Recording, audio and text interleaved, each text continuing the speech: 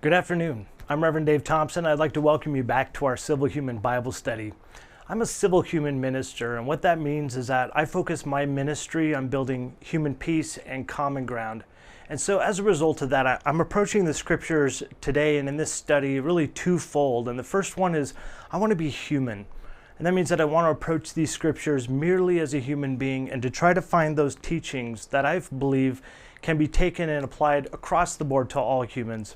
The second thing I want to be is civil. I want to respect those shared basic human needs that we all have, like our need to believe what we want to about the big unanswered questions, our need to be free from and independent from the control of others, our need to vote for those who will have control over us, our need to intimately love, and last, our need to live and to live the way that we want to. So let's go ahead and jump into the text today. It's Matthew chapter 13 and verse 47 through 52. Yesterday we talked about the kingdom of heaven being like a treasure and a pearl. Today it's going to be talking about fishing and a net.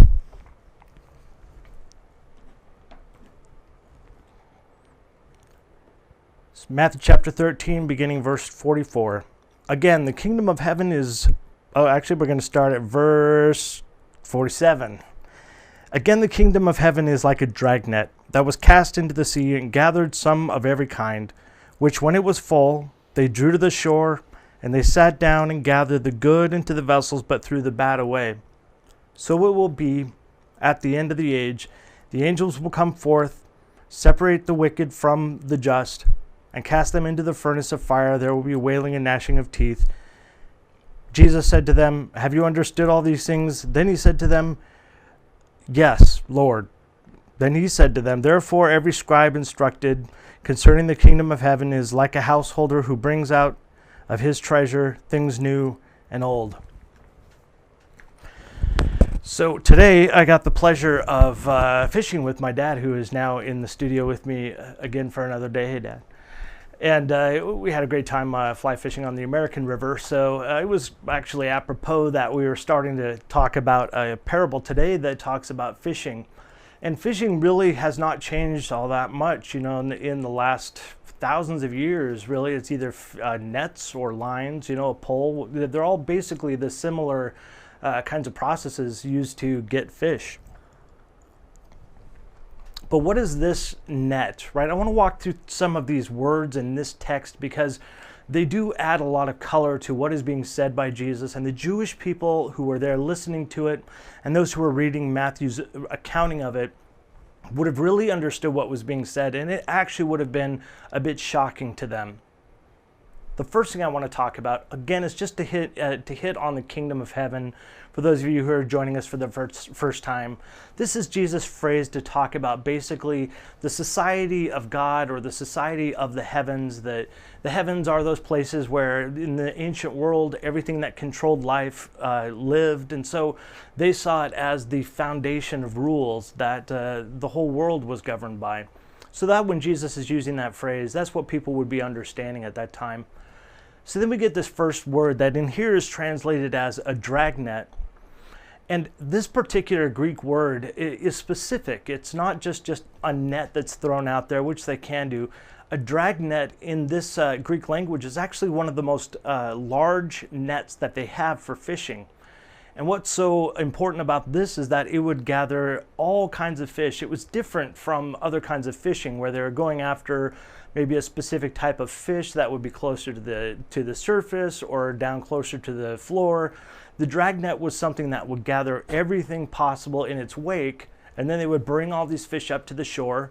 Then they would sort them out and put the bad ones out that were sick or dying, or the ones that they didn't need or were not useful for eating. And then they would put all the rest of them in vessels to probably be taken to a merchant to be able to be sold, or even just taken home to be eaten or used for other things. So the most important thing about this, and I'm going to talk about this towards the end, and this is a very significant point, is that this is the greatest possible sweeping gathering in of people. And the next couple of words specifically add more to this. There are two words I want to point out. The first one is, you may have noticed that fish of every kind was said.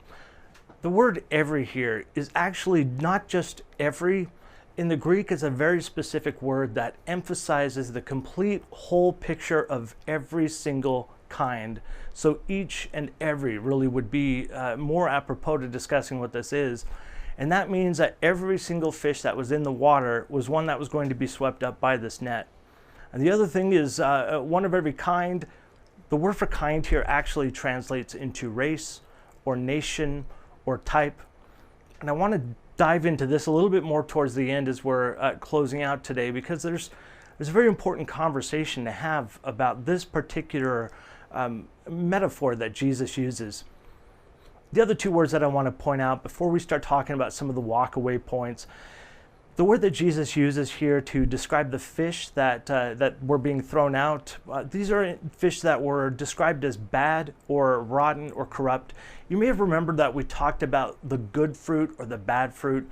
Remember, Jesus gave us this recipe or formula to figure out who was actually good and who was bad, because everybody says they're good, right? And how do we determine who actually is going to be good for us, or as a leader or as a friend or whatever?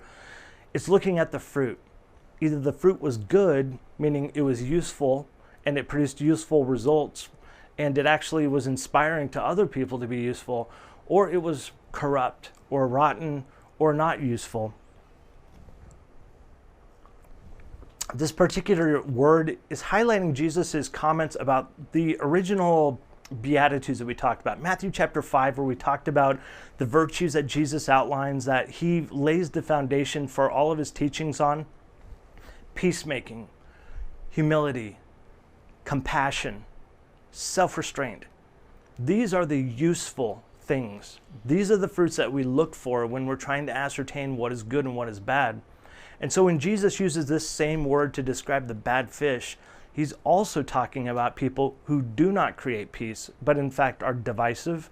He's talking about people who are not compassionate, but deride others. He's talking about people who are not humble, but who are prideful and arrogant and boast about themselves. He's talking about people who are not showing self-restraint, that when they go after somebody, they go after them until they are decimated.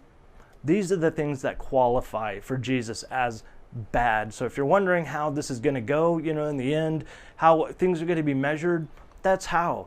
Were you a peacemaker? Were you a divider? Were you boastful and arrogant? Or were you humble? Those are the measures by which we determine what is good and what is bad. And really, even as a human being, these are useful tools. Just as a human being, looking at the fruit of somebody, even today in our climate right now, we got everybody saying that they're the best person, but we can see by actions that they all have different outcomes.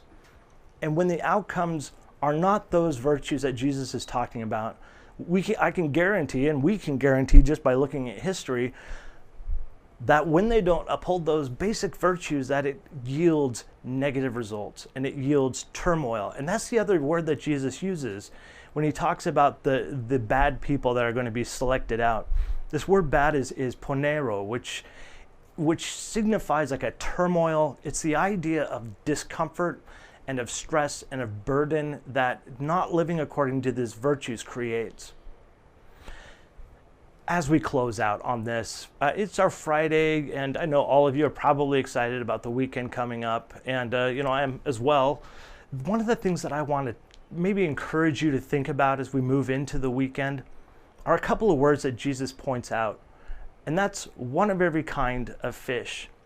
Now, it may seem pretty simple. It may seem like it's not that big of a deal, or it's something to just glance over, even in this text.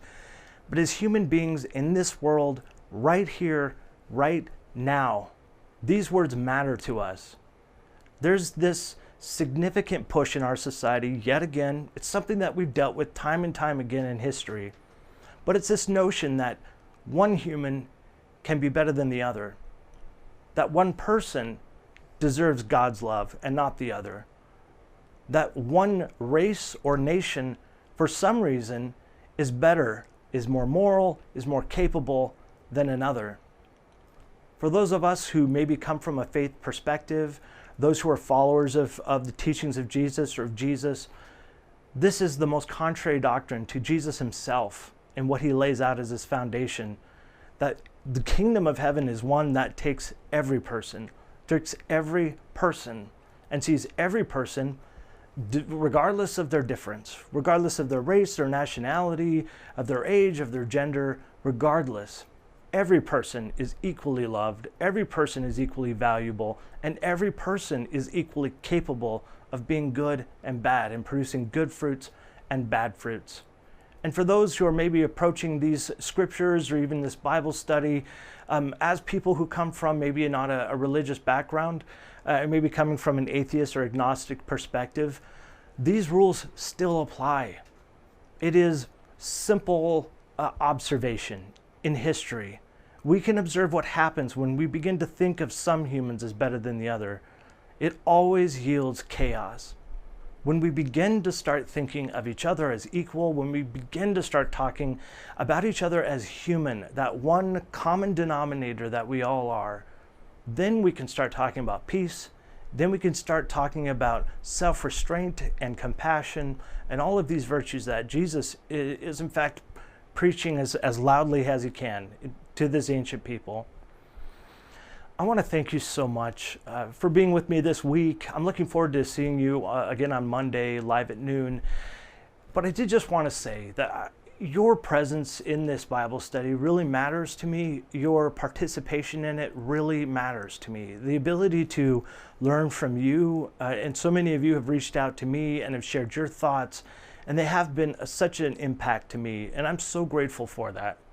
And I thank you and would ask that you put comments below below the video if you have thoughts or reflections. And please feel free to reach out to me. If you even just need someone to talk to, you can find me at revdavethompson.com or on all the social media. Basically, it's Rev Dave Thompson at some form or another. So until Monday, live at noon, I want to say to you that I love you. And I hope that you choose to love yourself. It's the only love in this world that we have any control over. And now I invite you to join me as we go about the rest of our day and the rest of our weekend, loving our neighbors the same way. Thank you.